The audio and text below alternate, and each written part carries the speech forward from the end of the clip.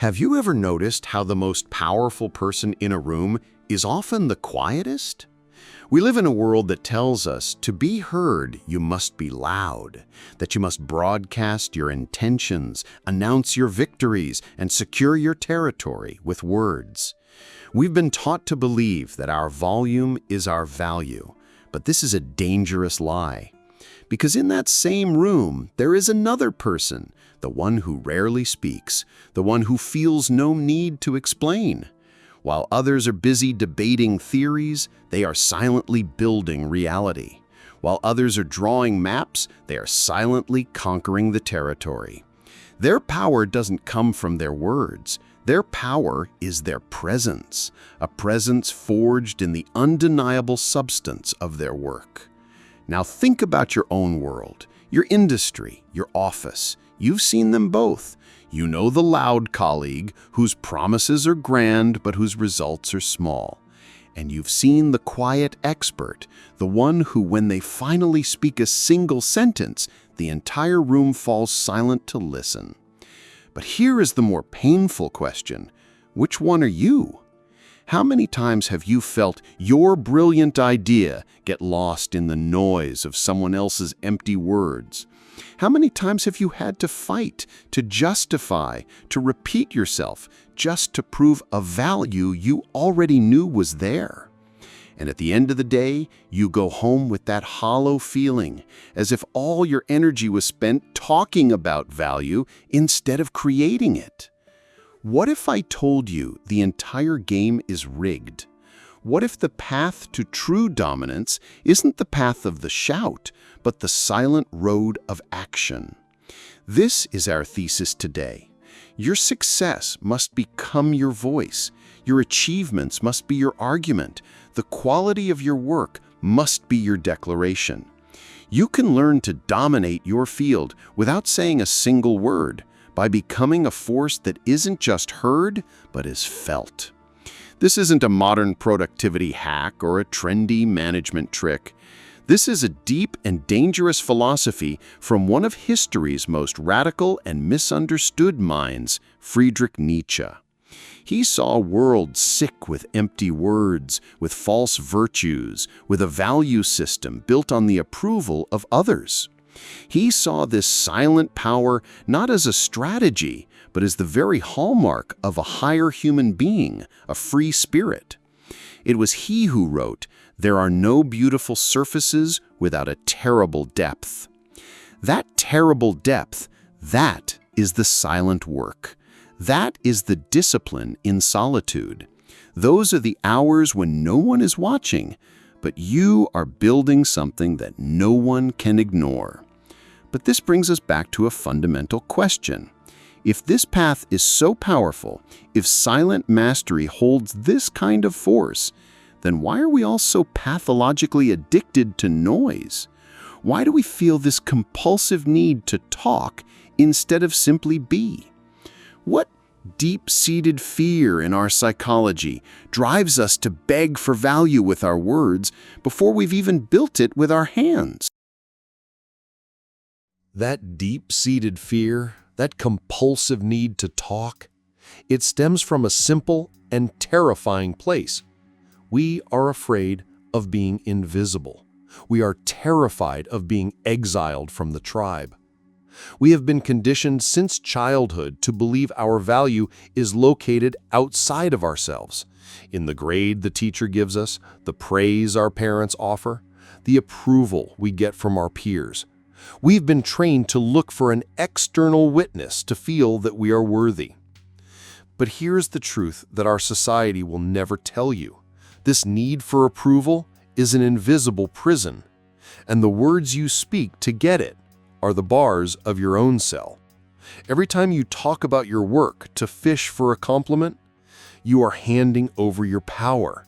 You are giving others the authority to determine your worth. You are making them the judge, and you the defendant, pleading for a verdict of good enough. Nietzsche had a precise and ruthless name for this condition: slave morality. It is a value system, he argued, created by the weak to control the strong. In this system, qualities like pity, forced humility, and the need for collective approval are praised as virtues. Why? Because they are the very tools that keep an individual dependent on the herd and prevent the emergence of authentic, dangerous, individual power. The opposite of this is master morality, where the powerful individual creates values from within. They do not wait for the world's validation, they are the standard. And this slave morality is woven into the very fabric of our professional lives today. It's that anxious pit in your stomach after posting a career achievement on LinkedIn, the compulsive refreshing of the page for likes and comments, as if the value of your hard work is determined by the number of clicks it gets. It's that long, carefully worded email you write to a mediocre manager to justify a decision you know is right, wasting your precious energy on a theater of corporate bureaucracy just to appease the system. It's that moment in a meeting when you have a bold, dissenting opinion, but you stay silent because you don't want to rock the boat, and you hate yourself for it on the drive home. It's that cold, hollow feeling when you don't receive the praise you expected for a project you poured your soul into, as if all that effort was meaningless without an external witness. These are not just unpleasant moments. They are the symptoms of a much deeper sickness. And the ultimate cost of this sickness is far more than just wasted time and energy. The ultimate cost is selling your soul for cheap.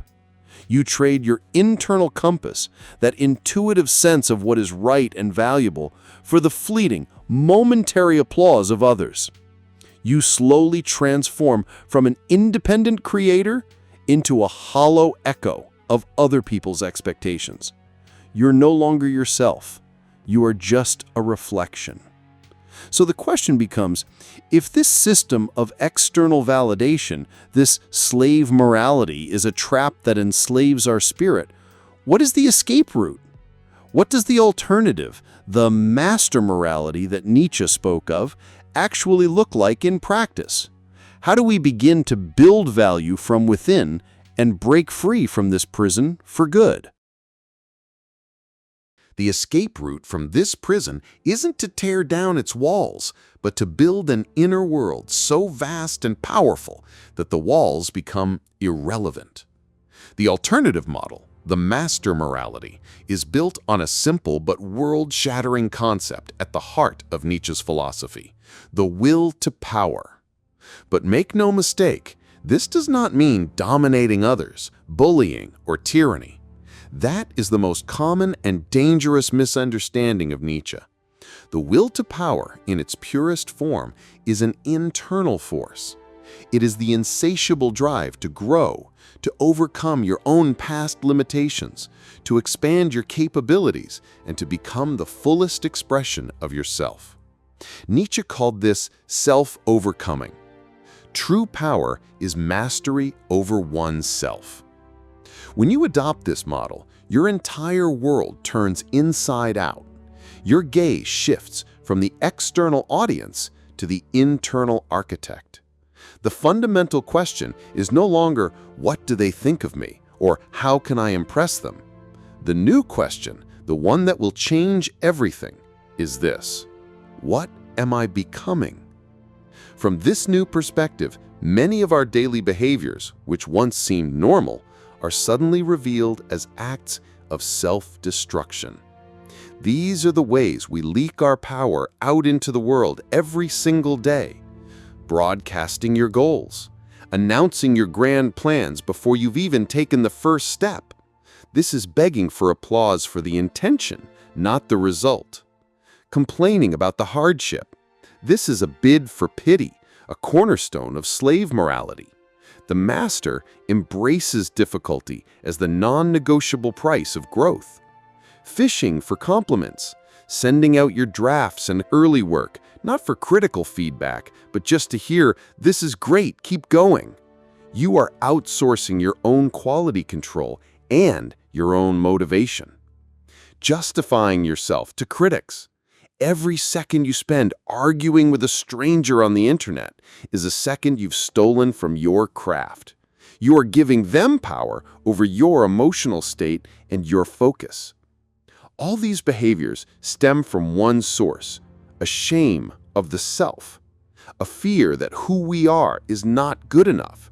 And it is here that Nietzsche gives us the golden rule of liberation, a sentence you must carve into your mind. What is the seal of liberation? To no longer be ashamed of oneself. And this isn't just an emotional issue. This is a matter of survival. When you're constantly leaking power and begging for validation, you're broadcasting your weaknesses to the world. In a competitive environment, this makes you an easy target.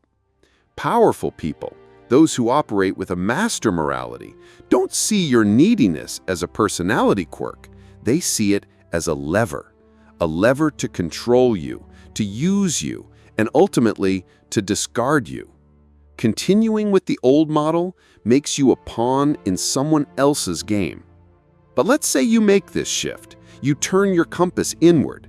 This is only the beginning. This change doesn't place you in a safe vacuum. On the contrary, it places you on a new, more complex battlefield. The people who profit from slave morality, from your need for their approval, will not be happy about your liberation. They have invisible psychological games to pull you back in. The question is, what are these hidden games of power? Who are the players? And what are their unwritten rules? The answer to that question is darker and more personal than you think.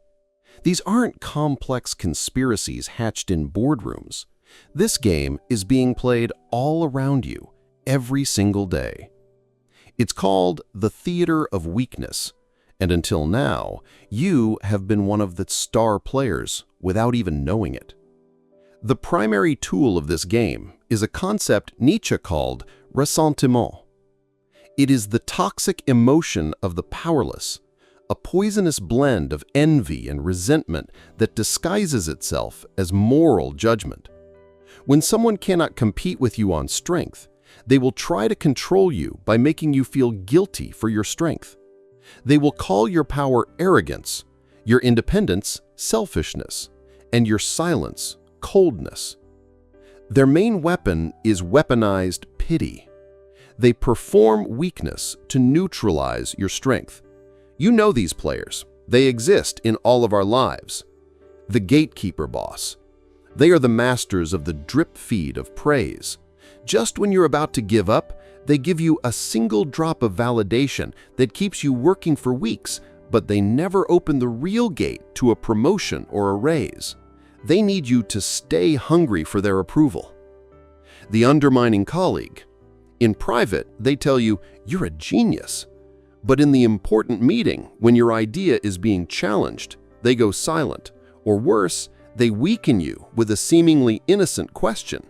They secretly enjoy watching you stumble because it soothes their own feelings of inadequacy. The validation vampire. This is the friend or partner who lives in a state of perpetual crisis. By constantly performing their own helplessness, they cast you in the role of the savior. You pour your energy, time, and power into them, but the day you need help, they vanish. Their power comes from their weakness. And here is the hard truth you must face. These people are not in a relationship with the real you. They are in a relationship with the role you play for them. The gatekeeper needs the approval-starved workhorse. The underminer needs the insecure rival. The vampire is dependent on the tireless savior. They don't want you to be powerful. They need you to be useful. Your independence is a threat to their entire game. So how do you break the game? Not by arguing, not by confronting them, not by exposing them. You end the game with one devastatingly powerful move: strategic indifference. You no longer work for the boss's praise. You work for your own standard. You no longer defend yourself to the underminer. You just meet their comments with a heavy, unbroken silence. You no longer play the savior for the vampire. You withdraw your pity. This move disarms them completely because you are refusing to play the part they wrote for you. But this indifference, this refusal to play, it isn't an empty void. It is a weapon in itself, a new and forgotten power in our world of noise, a power that is made of nothing, yet has the force to create everything. What is the nature of this silent power, and how can we use this silence not just as a shield, but as an active tool to build sovereignty over our own lives? The nature of this weapon stands in complete opposition to everything the modern world preaches. Our world is one of reaction, a world of notifications, instant opinions, and desperate shouts for attention. But your new power is of a different quality entirely. That weapon is silence. But this is not the silence of fear or passivity. It is not the silence of the shy or the weak. This is a pregnant silence, an active, focused, and heavy silence. It is the silence of a black hole, so dense with presence and meaning that nothing, not even empty words, can escape its gravitational pull. It is the silence of a master craftsman, completely absorbed in their work. This silence is not a sign of absence. It is the ultimate sign of sovereignty. How does it work? By creating a vacuum. Human beings are terrified of social vacuums. When you refuse to fill the space with defensive, justifying, or reactive words, you force others to rush in and fill it with their own insecurities, their own assumptions, their own anxieties. And when your silence is backed by undeniable competence, by the quality of your work, they have no choice but to fill that vacuum with respect, with awe, and even a little bit of fear. You become unreadable, and a person who cannot be read cannot be controlled. You force the world to react to you and your actions, not the other way around. Picture this scenario. You're in an important meeting, and a manager unfairly criticizes your work. The old way? You immediately get defensive. You start explaining, justifying, arguing your points. The entire focus of the meeting shifts to your words and your defense. The new way? The manager criticizes you. Instead of reacting, you hold the space. You pause for 3 full seconds, a heavy, deliberate silence. You make calm eye contact and say, simply and quietly, "I stand by the work." And then, more silence. The effect is devastating. You've refused to take the bait. Your silence makes their emotional outburst look weak and uncontrolled. The spotlight is no longer on you, but on them, and more importantly, on the work itself. You have let your work become your only argument. Does this path have a cost? Yes, and the cost is loneliness. You will be misunderstood. You will be labeled arrogant, cold, aloof. But in the words of Nietzsche, this is not a cost. It is a purification. This loneliness is a powerful filter.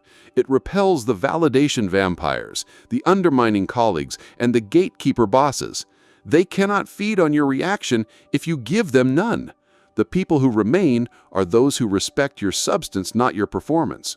This is the pathos of distance, the noble separation necessary for any great creator to rise above the crowd. So from this day forward, repeat this mantra to yourself. It is the essence of your new power. My results are my voice. This philosophy is powerful. This silence, this sovereignty is the goal. But the million-dollar question remains, how? How do you actually practice this in a world that is constantly screaming for your reaction? What is the very first practical step to building this power in the real world? The answer is one word: practice. Awareness without action is just a sophisticated form of self-deception. Knowing you should change, but doing nothing keeps you in the same prison. Only now you can see the bars. True power is forged in the doing, not just the knowing. The new behavior we will practice is the law of show, don't tell. This is not about being rude, arrogant, or passive-aggressive. It is a conscious reallocation of your energy. You are redirecting the energy you once spent on the external stage, performing, explaining, impressing, and investing it into your internal workshop, focusing, creating, and improving. You are replacing reactivity with creativity. You begin this practice today with these small, concrete, micro actions. The private victory log. The next time you accomplish something, big or small, resist the immediate urge to announce it. Instead, open a private journal or a file on your computer and write it down for yourself. Feel the satisfaction from the act itself, not from its announcement. The 24-hour rule.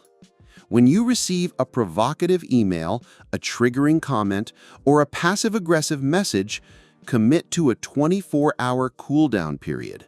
Do not respond. Let the emotional tide recede. You will be astonished at how often you realize the strongest response was no response at all. The thank you shield. When faced with criticism, your first verbal response will be limited to these words. Thank you for the feedback, I'll consider it. This simple phrase disarms the aggressor, buys you time, and saves you from the trap of defensive justification. The silent prototype. You have a brilliant idea. Instead of pitching it at the next meeting, dedicate 1 hour to silently building the smallest possible version of it. A single slide, a few lines of code, a rough sketch. Let the work begin before the words do. And here is the golden rule of liberation that will give you infinite power. You do not owe anyone an explanation for prioritizing your deep work. Your silence, your focus, and your absence from pointless discussions are your choice, and they require no justification. On this path, you will experience moments of loneliness, moments where you feel unseen. Do not register this as failure. In the words of Nietzsche, this is sacred solitude. It is not the loneliness of the sheep left behind by the herd. It is the solitude of the eagle on the mountaintop who needs the distance to see the world clearly. This is the necessary space for genius to flourish. The ache you feel is the pain of a muscle growing stronger. And here is the litmus test. How do you know you're making progress? It's when someone gives you a compliment, and while you appreciate it, you feel a quiet calm inside, no longer craving more. Or even more powerfully, it's when someone overlooks or criticizes you, and it no longer has the power to ruin your day. Your progress is measured by the decreasing amplitude of your emotional waves in response to the judgment of others. But this sacred solitude, this growing pain, it is not the destination, it is the crucible, it is the passage. What then lies on the other side of this pain? When the old shell of neediness finally cracks and falls away, who is born from it? What kind of freedom awaits on the other side of this silence? On the other side of that pain is not a destination. It is a new way of being. On the other side of that silence is not a reward. It is a new kind of presence. When the old shell of neediness finally cracks and falls away, the person who is born is the one you are always meant to be. A version of you that no longer requires a reflection in the eyes of others to know that it exists. This is the journey from the noisy anxiety of the ego to the quiet sovereignty of the self. The ultimate payoff of this path is not the world's respect, though you will likely gain that too. The true reward is internal. Where there was anxiety, there is now an unshakable calm. Where there was a need for approval, there is now the power of creation driving you forward. Where there was a fear of being overlooked, there is now the quiet confidence of being undeniable. You no longer waste your energy managing the perceptions of others. You invest all of that energy into architecting your own masterpiece, your life. And here, the great shift occurs, the final transformation of your identity. You change from someone who works to be seen into someone whose absence would be felt. And it is here that you discover the most beautiful and liberating paradox of this entire path. The moment you stop needing the world's approval is the moment you are most likely to receive it. By ceasing to perform for an audience, you become profoundly impressive. By ceasing to speak of your power, you become powerful. Your success finally becomes your voice, a voice far louder and more resonant than any words you could ever speak. In a world full of echoes, you become a voice. In a world of cheap copies, you become a rare and valuable original. You cease to be a consumer of values and become a creator of them. You become what Nietzsche called an overman in your own small corner of the universe, not by ruling over others, but by achieving absolute mastery over yourself. This journey is not easy. This path is not for everyone. It is the path of the brave. And so my final question to you is this: are you willing to walk it? Are you willing to choose the pain of growth over the comfort of stagnation? If your answer is yes, this is not a promise you make to me or to anyone else. This is a pact you make with yourself. In the comments below, do not write what you plan to do. Do not announce your goals. Write just one word. One word that is the seal of your commitment to this pact. I commit. Join the community of creators, not performers. Now go and let the world hear the sound of your work.